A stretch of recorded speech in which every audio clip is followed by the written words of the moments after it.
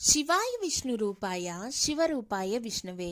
నందీశ్వర అవతారం యొక్క విశిష్టత. మనం ఏ శివాలయానికి వెళ్ళినా పరమేశ్వరుని కంటే ముందుగానే మనం నందిని దర్శిస్తాం.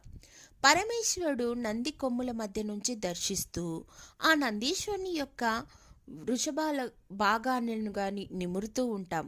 అలా కొమ్ముల మధ్య ఉండి దర్శించడం వల్ల ఏకాగ్రత కలిగి నిశ్చలమైన మనసుతో శివునకు దర్శించగలుగుతాము. అలా చేయటం వల్ల కైలాస ప్రాప్తి సిద్ధిస్తుందని శివపురాణం తెలియచేస్తోంది. ఆ విధంగా నందిని ఎందుకు దర్శించాలి, శివానుగ్రహం ఎలా కలిగింది అనే విషయాల గురించి ఇప్పుడు మనం తెలుసుకుందాం.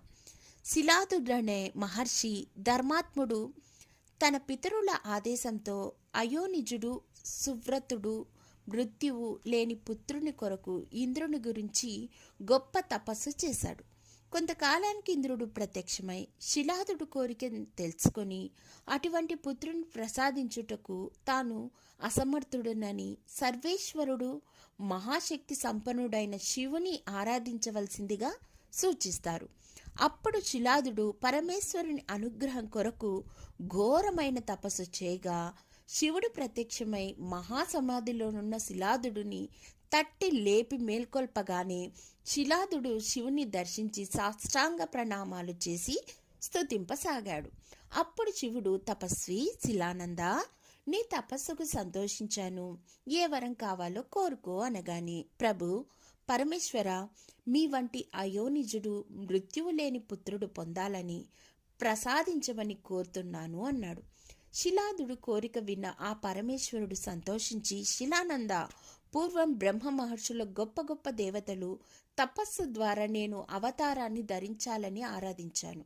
కనుక మునీంద్ర, నేను ఈ సకల జగత్తుకు జనకుడను. అట్టి నాకు నీవు తండ్రి వగుదువు. నేను నీకు అయోనిజుడునగు పుత్రుడును అగుదును. అప్పుడు నన్ను నందీశ్వరుడు అని పిలువబడుతాను అని శివుడు వరమిచ్చి అదృశ్యమయ్యాడు. తర్వాత మహర్షి శిలాదుడు తన ఆశ్రమానికి వెళ్ళి అక్కడున్న మహర్షులు పితరులకు తెలియచేసి యజ్ఞవేత్తలతో సంప్రదించి యజ్ఞం చేయుటకు సిద్ధపరచగా శంభుని ఆజ్ఞతో యజ్ఞం ప్రారంభం అవ్వగానే శిలాదుడు శరీరం నుండి నందీశ్వరుడు ఉత్పన్నమయ్యాడు. అక్కడున్న మునులందరూ ఈ శిలాదుడు ప్రశంసించి ఆనందభరితులయ్యారు. శిలాద మహర్షి ప్రళయకాలిన సూర్యుని వంటివారు, అగ్ని సమాన ప్రతిభాశాలి, త్రినేత్రుని ప్రకాశవంతమైన జటామకుటధారి, త్రిశూలాది ఆయుధాలు ధరించి ఉన్న ఆ బాలుని చూచి సంతోషించి, బాలక నంది, నువ్వు సాక్షాత్తు పరమేశ్వరుని అంశతో జన్మించిన వాడవు, అయోనిజుడువు, నీవు నంది అనే పేరుతో ప్రకటితమవుతావు అంటూ ఆశీర్వదించాడు. యజ్ఞక్షేత్రం నుండి ఆశ్రమానికి తీసుకురాగా నంది మానవ రూపాన్ని ధరించాడు. నందికి 5వ సంవత్సరం వచ్చేసరికి సకల శాస్త్రాలను వేదాలను అధ్యయనం చేయించాడు. 7వ సంవత్సరం వచ్చేసరికి శివుని ఆజ్ఞ మేరకు మిత్రుడు వరుణుడు అనే 2 పేరున్న ఋషులు శిలాదముని ఆశ్రమానికి వచ్చి ఆ నందిని చూసి, మహాత్మా శిలాద, నీ కుమారుడు నంది సకల శాస్త్ర పారంగతుడు, విద్వాంసుడు అయినప్పటికీ ఇతని ఆయువు చాలా స్వల్పం. ఇతనికి 1 సంవత్సరం ఆయుర్దానం మాత్రమే ఉంది అని పలుకగా పుత్రవాత్సల్యుడగు శిలాదుడు నందిని గుండెలకు హత్తుకొని విచారిస్తుంటే నంది తండ్రితో, నాయన, దేవతలు, దానవులు, యముడు, కాలుడు, మృత్యుదేవత నన్ను సంహరింపదలిచినప్పటికీ ఈ బాల్యావస్థలో నాకు మృత్యువు కలగదు. అయినా నేను శివాంశ సంభూతుడను. నేను మహాదేవుడు శంకరుని ఆరాధిస్తాను, దీర్ఘాయును పొందుతాను. చింతించకండి అని తండ్రిని ఓదార్చి తపస్సుకు వెళ్ళి ఏకాగ్రతతో రుద్రమంత్రాన్ని జపిస్తూ ఉండేవాడు. కొద్ది సంవత్సరాలు గడిచేసరికి దయాసాగరుడు పరమేశ్వరుడు సంతోషించి ఉమాసహితుడై ప్రత్యక్షమై, నంది, నీ తపస్సుకు మెచ్చాను. నీ వద్దకు ఆ 2 ఋషులు నేనే పంపాను. నీవు అమరుడవు, అజరుడువు. నువ్వు నాకు పార్వతికి ఇష్టమైన వాడవు. నీ మీద మాకున్న కృప వల్ల జరాజన్మ మృత్యువుల ప్రభావం ఏమీ ఉండదు.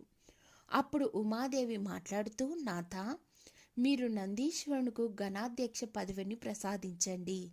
ఇతడు మనకు పుత్రుడే సుమా అనగా, నంది శంకర, మీ కృప ఎల్లప్పుడూ నాపై ఉండేలా నేను నిరంతరం మిమ్మల్ని దర్శించేటట్లుగా అనుగ్రహించండి చాలు అని అన్నాడు.